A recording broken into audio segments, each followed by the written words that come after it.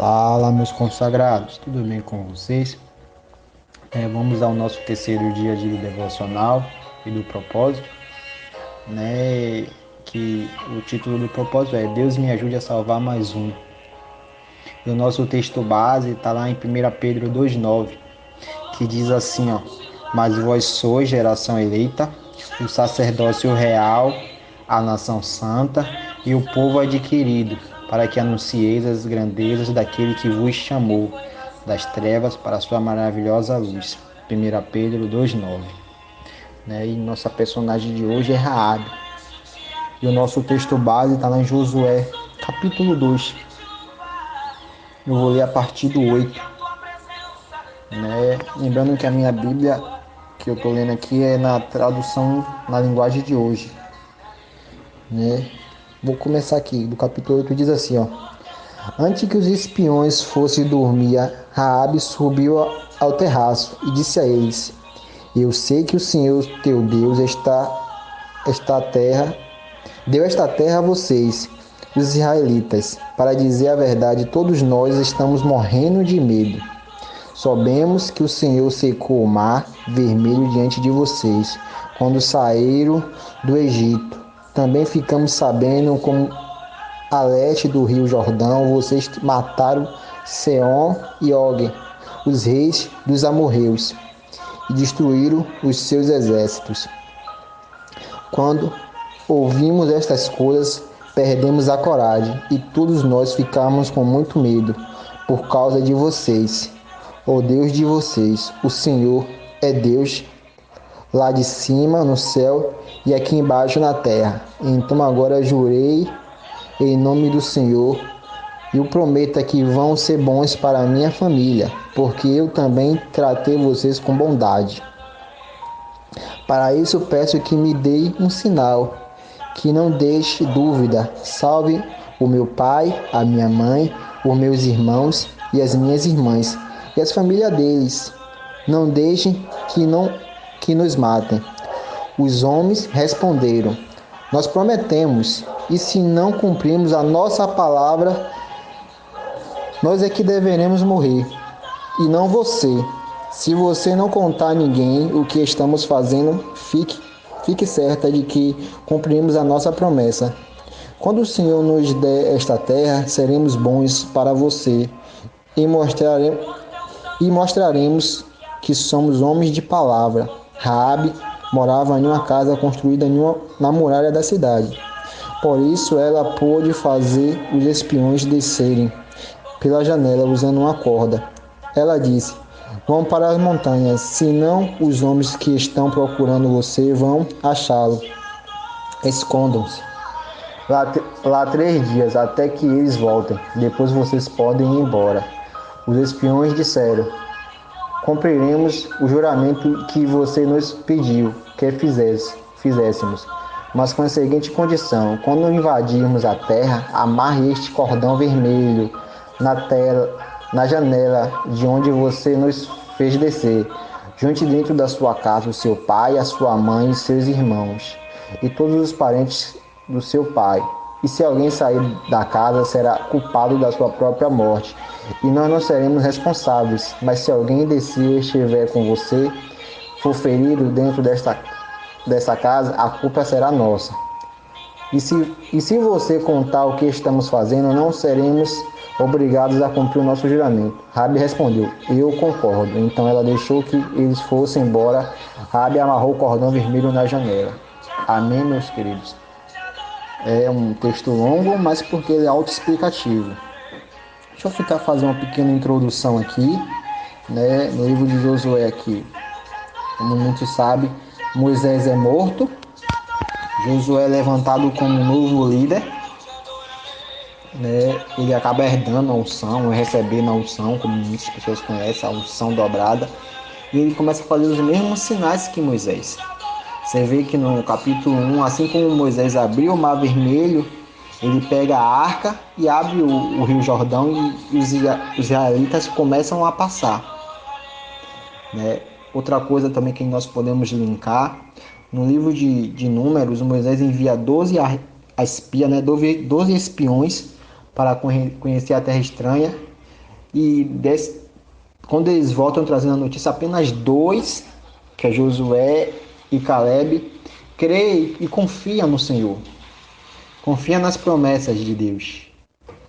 E isso faz com que, já que é no caso diferente, Josué de agora envia, em vez de 12, Josué envia 2. Né? Josué também faz a circuncisão, né? Uma nova aliança com aquela nova geração que está aparecendo, está surgindo. Né? Porque Deus prometeu que, por eles não acreditar apenas só Josué e Caleb ia conhecer a terra prometida, ou seja, nem Moisés conheceu a terra prometida, ele poderia espiar a terra prometida. Mas apenas Josué e Caleb é que conheceram a terra. Aí nós vemos que no capítulo 1, o anjo, né, eles fazem a travessia, fazem a circuncisão. Aí depois o anjo do Senhor aparece para Josué, dá uma estratégia, que eles têm que rodear a cidade durante 7 dias, né, com a arca de Deus, com o sacerdote, tocando trombetas.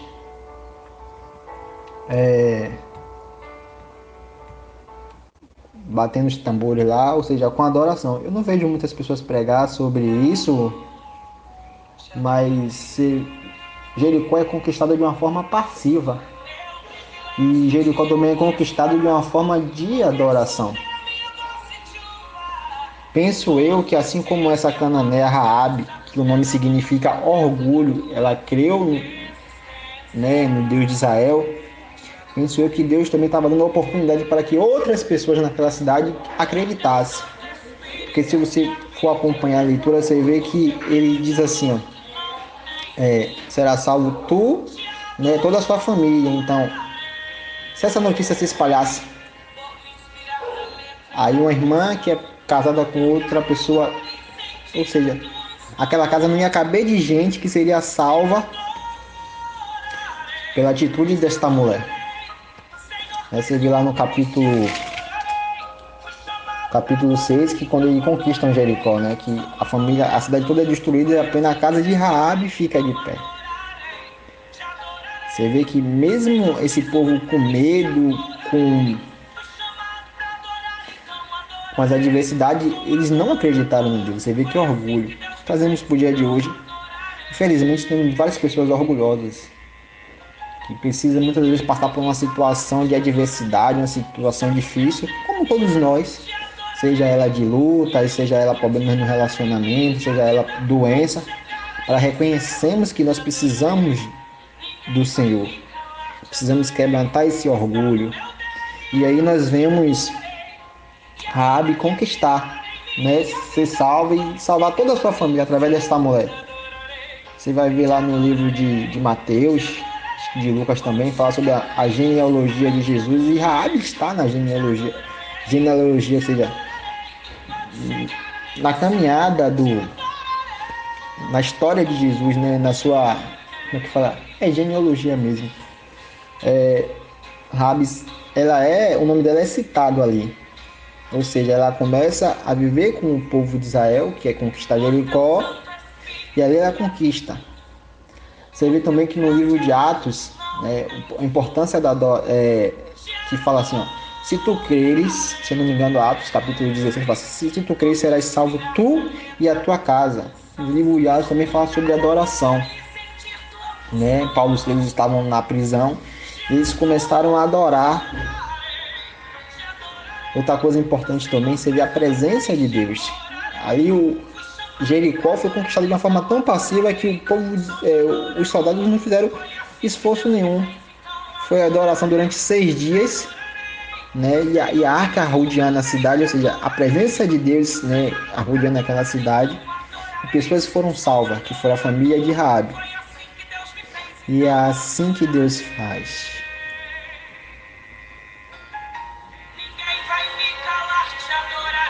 É um momento, não sei a sua luta, a sua dificuldade, mas é um momento de adorar. Porque quando nós adoramos, nós atraímos a presença de Deus. É sempre que nós precisamos confiar. Aquela mulher, ela teve fé e confiou no Deus vivo de Israel. E como diz lá no livro de Hebreus, a fé é o firme fundamento das coisas que não se vê, mas a convicção daquilo que se espera. Ela creu na promessa. E nós, como servos e servas do Senhor, nós precisamos crer na promessa de Deus. Principalmente na promessa da salvação da nossa casa, da nossa família, daqueles que nós amamos. E é esta a mensagem de hoje. Que Deus te abençoe, que tenha um excelente dia. No nome do Senhor Jesus, uma excelente noite. Não sei quando você vai estar ouvindo esta mensagem, mas seja um adorador. Reconheça que você precisa de Deus. Deus abençoe. Tenha um excelente dia.